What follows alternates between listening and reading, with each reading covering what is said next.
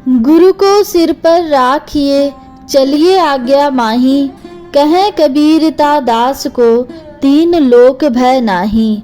श्री गुरु चरणों में मेरा बारंबार नमन। कबीर जयंती समक्ष होने के कारण सद्गुरु कबीर साहब के जीवन पर प्रकाश डालते हुए कबीर साहब का व्यक्तित्व भारत के इतिहास में अनेक विभूतियों की सुवर्ण रेखाओं में अंकित जीवनियां उपलब्ध होती हैं, जिन्होंने काल की गति पर अपने अमिट पद चिन्हों से एक चिर स्मरणीय स्मृति के साथ अपने जीवन के वैभव को बिखेरा है, जो संस्कृति के महान स्तंभ बने हैं, जो शलाका पुरुष का गौरव प्राप्त कर चुके हैं, जिन्होंने जंगल में मंगल मनाया है, जिन्होंने अपने सब अभावों को पूर्णता की सीमा बना दिया है। कबीर भी ऐसे ही एक महान विभूति थे। कबीर का आविर्भाव तात्कालिक राजनीतिक, धार्मिक और सामाजिक परिस्थितियों का एक आग्रहपूर्ण आमंत्रण था। कबीर ने धर्म व समाज के संगठन हेतु समस्त वाह्याचारों का अंत कर प्रेम से समान धरातल पर रहने का एक सर्वसामान्य सिद्धांत प्रतिपादित किया। कबीर के व्यक्तित्व में युग प्रवर्तक की दृढ़ता दिखाने वाले विद्वान आलोचक युगावतार की शक्ति से संपन्न और विश्वयुक्त जीवन में आस्था अवश्य प्रकट करते हैं। स्वयं कबीर के ये शब्द हमारे भारतीय ऐश्वर्य और गरिमा युक्त व्यक्तित्व को एक आकार, एक अर्थ और स्मरणीय महिमा से मंडित कर देते हैं। हरि जी यह विचारिया साखी कही कबीर, भव सागर में जीव है जे कोई पकड़े तीर। अर्थात मनुष्य के जीवन में कई बार ऐसे प्रसंग आते हैं जब वह बिना अपने स्वार्थ की भावना के मात्र आंतरिक प्रेरणावश कोई भला काम करना चाहता है, परंतु क्रिया पर्यंत पहुंचने से पहले ही वह मायावश उसकी भावना सांसारिक वृत्तियों में दूषित हो जाती है और उसे उस सत्कार्य का सौभाग्य नहीं मिल पाता। परंतु कबीर ने अपने जीवन में निरंतर इस भावना के स्फुरन का अनुभव किया और उसे ठोस सक्रिय रूप प्रदान किया। इस अदम्य अंतः प्रेरणा में उन्होंने ईश्वरीय संकल्प की सत्ता देखी और उसके रहस्य को प्रकट किया कि संसार सागर में डूबते उतराते जीवों को किनारे लगाने हेतु अर्थात प्रभु की प्रतीति कराने हेतु हरि के द्वारा कबीर को पसंद किया गया, जो अपने परमात्मानुभव के आधार पर लोगों को सत्य दर्शन करा सके। कबीर अपने समय के सच्चे प्रतिनिधि और नेता थे, विनयी परंतु निर्भीक साधक थे, दंभ पाखंड से मुक्त, स्पष्टवादी, अहंकार अनाचार से शून्य, सरल स्वभाव से भीत और पीड़ित को भक्ति की प्रेरणा और प्रोत्साहन देने वाले थे। दीनहीन मनुष्य के आत्मगौरव को जगाने वाले, अभय दान देकर सच्चे स्वातंत्र्य का सुख देने वाले, शुष्क जीवन को सच्चिदानंद कर देने वाले, गूढ़ गंभीर रहस्य के ज्ञाता उच्च कोटि के संत थे। वे सत्य परायण, फक्कड़ ज्ञानी, अक्कड़ अनासक्त योगी और ईश्वर भक्ति में मस्त, भक्त के समग्र व्यक्तित्व से संपन्न परंतु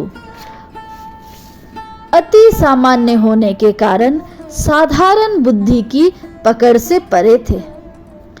ऐसे अनेक विशेषणों को एक साथ अपने से धारण करने में सक्षमता वे रखते थे, फिर भी निर्विशेष से अभिन्न थे।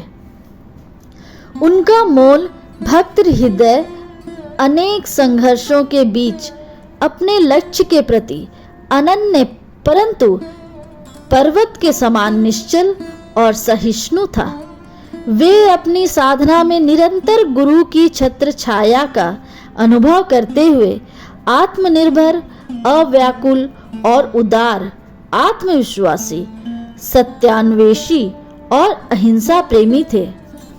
अपनी अलोलुप वृत्ति के कारण वे निर्विषयी और मिथ्याभिमान से मुक्त थे। साधना के उत्कर्ष के लिए आत्म सुधार और आत्मान्वेषण की प्रेरणा देने वाले उन्हें निंदकों को अपने आसपास बसाने में उन्हें कोई आपत्ति न थी। उनकी उपस्थिति वे सहर्ष स्वीकार करते थे। उनका जीवन धर्म से निर्मित होता था और धर्म जीवन में से निकलता था।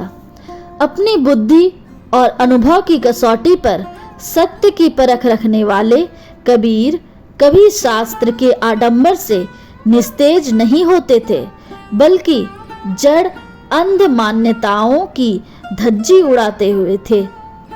वे मन की पवित्रता और ईश्वर रहस्य की प्राप्ति को ही मानव का सच्चा धर्म मानते थे। श्रमजीवी परंतु विरक्त अनासक्त कबीर ने पलायन की वृत्ति से मुक्त होकर उत्तराधिकार में प्राप्त व्यवसाय को संग्रह परिग्रह के स्थान पर भरण पोषण के साथ साधु सेवा का साधन बना लिया। यह था उनके ज्ञान और धर्म का, भक्ति और कर्म का समन्वय। उनके लिए धर्म और जीवन में कोई अंतर न था। प्रभु भक्त होकर भी महान क्रांतिकारी कबीर समाज में प्रवृत्तित असत्य, अचित और दुख के निवारण में अपनी सारी शक्ति लगा देते थे। वे समाज जीवन की आंतरिक सुंदरता में रुचि रखते थे और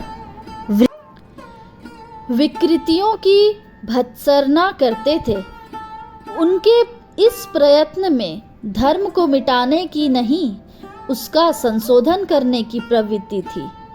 समाज को तोड़ने की नहीं, उसके स्वस्थ निर्माण की सदिच्छा थी। वे समता प्रेमी भक्त होने के कारण सामाजिक विषमताओं और रूढ़ियों को देखकर अत्यंत विकल हो उठते थे। मानव के द्वारा मानव पर होने वाले अकारण अन्याय, अत्याचार को उन्होंने कभी पसंद नहीं किया। समाज जीवन की शुद्धि के लिए कबीर ने जाति भेद, संकीर्तन, सांप्रदायिकता का बहिष्कार अवश्य माना और सार्वभौम मानव प्रेम को धर्म का सच्चा स्वरूप बतलाया। उन्होंने अपने कल्पना में एक ऐसे समाज का दर्शन किया था जो सुख दुख द्वंद्वों से मुक्त, भेदभाव की दुनिया से परे, प्रेम के मधुर वातावरण में राम नाम की सांस लेता हुआ सच्चे अर्थ में मानव जीवन को आनंदमय बनाकर जीता हो। कबीर की वाणी में आत्मचेतन कूट कूट कर भरा है। आज भी अगर जीवित कबीर को पाना हो तो उनके शब्दों की प्रवृत्ति में अर्थात उनकी अर्थ दिशा में खोजकर उन्हें पाया जा सकता है। उनका वास्तविक परिचय है उनकी गहन अनुभूति के नित्य विलास को रूपायित करने वाली उनकी गंभीर ध्वनि और उस परावानी प्रसूत गूढ़ ध्वनि में निहित उनकी दार्शनिक चेतना। शुभम भवतु, मंगलम भवतु।